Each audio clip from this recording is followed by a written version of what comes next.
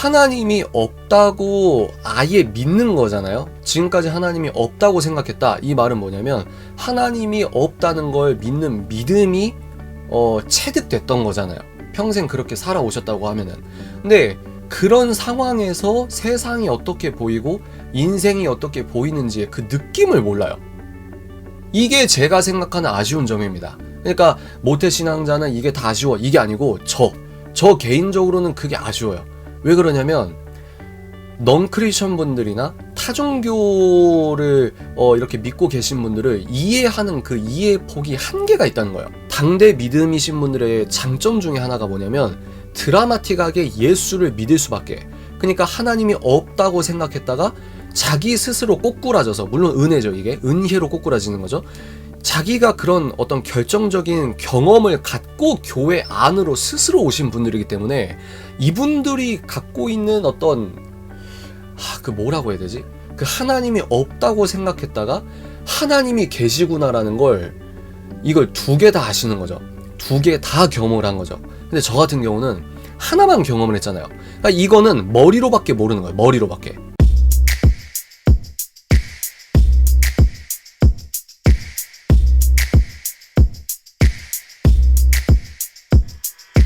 안녕하십니까. 책 읽는 사자입니다. 여러분, 오늘은 편하게 생각나는 대로 말하는 영상입니다. 무거운 주제는 아니니까 여러분들이 쟤는 저렇게 생각하는구나 라는 식으로 생각해 주시면 좋을 것 같아요. 그리고 하나는 이제 전제가 돼야 될 게 뭐냐면 모태신앙과, 그리고 이제 유머러스하게 안모태신앙이다 이렇게 표현을 하시잖아요. 모태신앙과 안모태신앙, 당대 믿음은 우열이 아니다, 우등하다 열등하다 이런 개념이 아니고 하나님께서 부르신 모양이 다른 거다. 뭐 빨간색, 파란색 이것처럼 모양이 다른 거지 우열이 아니다. 이것들을 확실히 전제하고 제 생각을 말씀을 드리도록 하겠습니다. 그래서 이 영상을 보시고 그래 저렇게 생각할 수도 있겠네 라고 하시면 여러분 주위에 당대 믿음과 모태신앙이 계시다면 서로를 이해할 수 있는 이해 폭이 넓어질 수는 있겠다, 이런 생각을 하게 됩니다. 저는 모태신앙이에요. 그래서 침례교 분들은 침례교 교리에 의거하면 뭐 유아세례, 뭐 모태신앙 이런 단어 자체를 굉장히 비판적으로 보거든요. 일단 이런 교리적인 건 차치하도록 하겠습니다. 이제 엄마 뱃속에서부터 이제 예수님을 믿었다, 뭐 이런 거겠죠. 저는 돌아볼 때 어릴 때부터 하나님이 안 계시다, 아니면 하나님이 안 계실 수 있지 않을까, 이런 생각을 해본 적이 없어요. 그러니까 나는 이런 생각 안 할 거야, 난 믿음을 지킬 거야, 이게 아니고 그런 생각이 진지하게 제가 자발적으로 들었던 적이 없어요. 그러니까 이게 모태신앙이라서 그런 것도 있는 것 같고, 또 개인적으로 하나님께 뭐 믿음도 은사라고 하지 않습니까? 그래서 이런 은사를 주셔서 제가 은혜를 입은 것 같기도 하고, 보통 이제 모태신앙자 분들도 극심한 하나님의 연단, 그러니까 내가 논리적으로 이거는 내가 잘못했네 뭐 이런 경험이 있을 수 있는데, 이게 불가항력적으로 도저히 인간의 이해로는 이게 이해가 안 되는 고통을 겪을 때가 있거든요. 근데 거기에서 이제 사람들이 너무 극심한 고통의 터널에 들어가면, 또 어른들이 그런 말씀 하시잖아요. 고통은 한 번 딱 이게 불가항력적인 고통이 딱 터질 때 이게 한 번에 밀려오거든요. 한 번에 밀려와요. 그래서 이런 것들을 경험할 때 이제 그런 얘기를 하시는 분들도 계시잖아요. 어떻게 하나님이 계시다면 나에게 이런 일을 겪을 수 있어? 아니면은 하나님이 안 계신 것 같아, 이런 이야기를 하시는 분들이 간혹 있거든요. 제가 벌써 35이기 때문에 어리다고 하면 어리다고 할 수 있지만 또 안 어리다고 하면 안 어릴 수도 있거든요. 그래서 좀 약간 애매한 나이긴 한데, 여하간 그러니까 제가 지금까지 신앙생활을 하면서 저도 하나님의 어떤 그 연단, 어떤 하드 트레이닝이라고 할까요? 그런 것들을 지나온 부분이 있거든요. 근데 저가 그럴 때도 그런 생각이 들진 않더라고요. 그러니까 내가 이렇게 힘든 상황에 겪었다고 해서 하나님의 존재 자체에 대한 믿음이 흔들린 적이 없었던 것 같습니다. 지금 기억으로는. 그러니까 이게 자랑이 아니고 뭐 하나님의 은혜를 자랑할 수는 있겠죠. 근데 제가 최근에 세례식을 봤어요. 그러면 학습을 받으시고 또 이제 유아세례 받으시고 이제 입교라고 하죠. 이렇게 하시는 분도 계신데, 이제 성인이 돼서 내가 정말 평생 예수님 안 믿다가 정말 극적으로 돌아오신 분들이 있잖아요.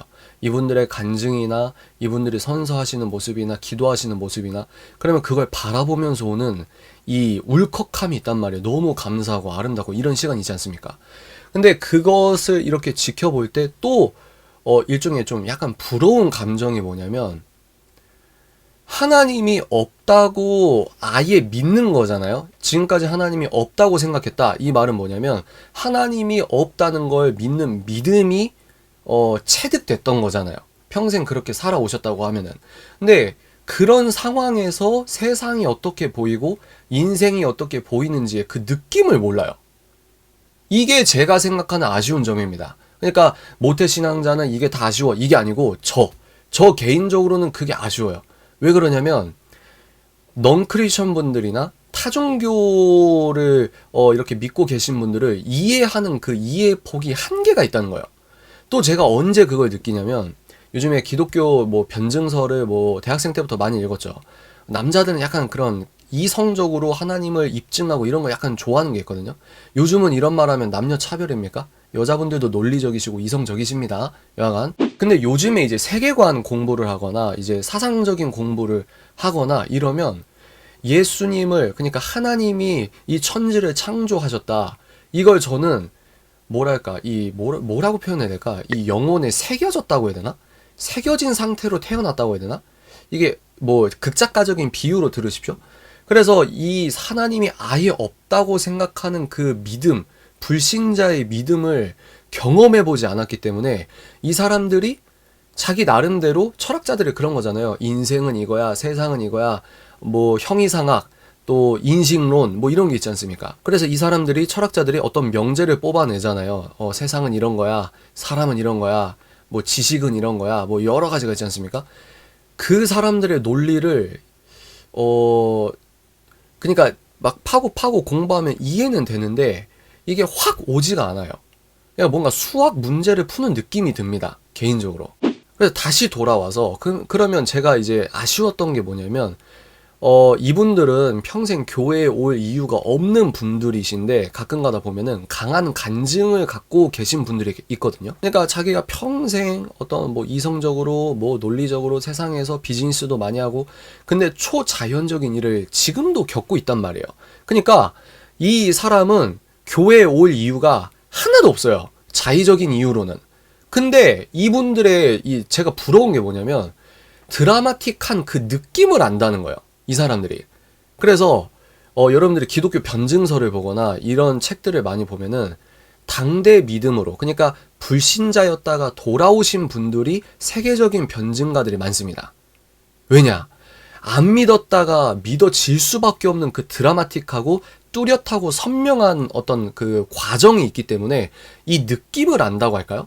그러니까 이 느낌을 이제 변증적으로, 이성적으로 설명을 하다 보니까, 아, 그렇구나. 그러면 기독교 변증서적을 모태신앙자로서 이렇게 살펴보면은 내가 어릴 때부터 그냥 자연스럽게 체득했던 게 이제 말로 설명이 되니까 거기에서 이제 간질간질했던 게 시원해지는 느낌은 있는 거죠. 그죠?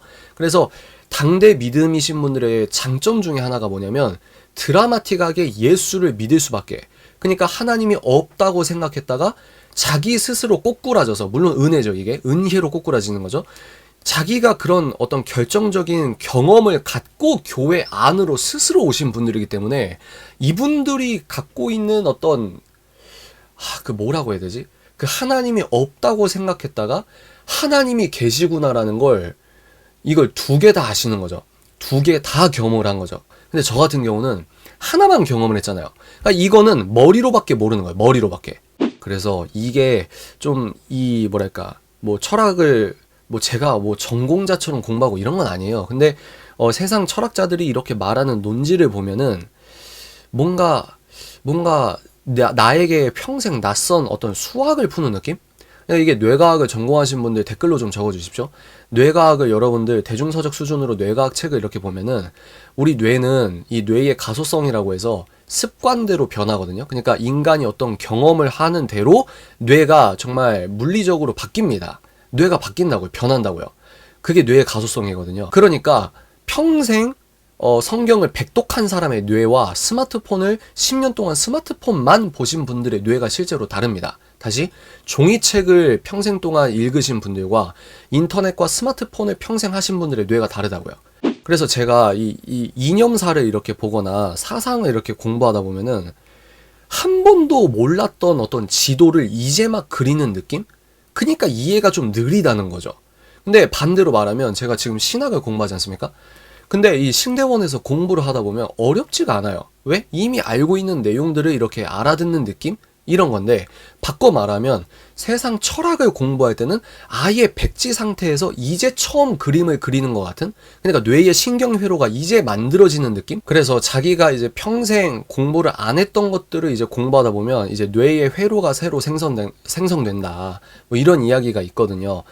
뇌의 회로가 새롭게 생성되고, 그리고 다발로 묶이는 묶임이 더 강해지고, 이게 이제 훈련이죠. 지적 훈련이죠. 내가 평생 안 했던 걸 했을 때에 뇌에서 벌어지는 일이니까.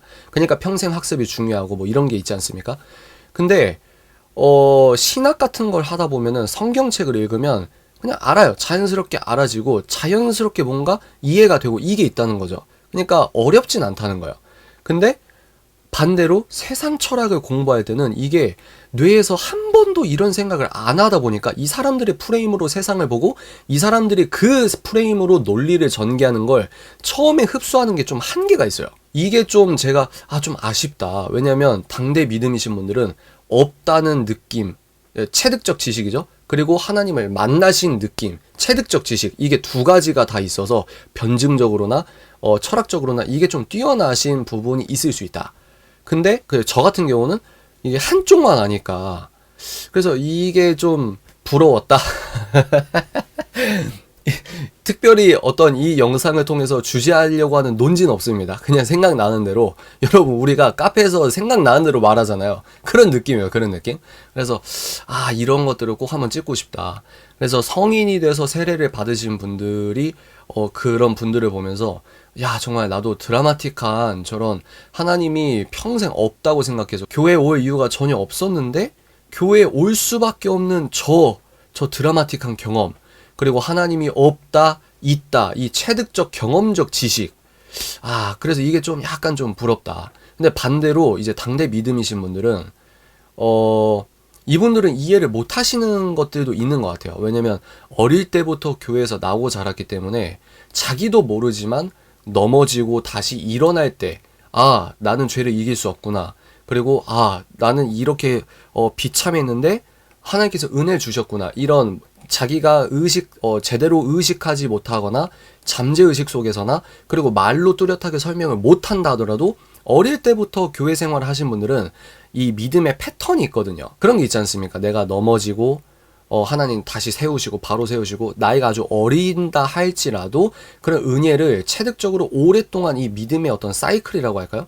이걸 경험했기 때문에 여기에서 오는 또 뭐랄까, 당대 믿음이신 분들은 이건 이제 경험적으로 알 수밖에 없는 내용이 있기 때문에 이게 서로 다른 점이겠다, 이런 생각을 하게 됩니다. 그래서 여러분들, 우리가 똑같은 단어를 쓴다 하더라도 이 사람이 살아온 경험과 그리고 믿음의 어떤 부르신 모양이 다르다 보면은 똑같은 단어를 써서 나는 이 사람과 대화가 됐다고 생각을 한단 말이에요.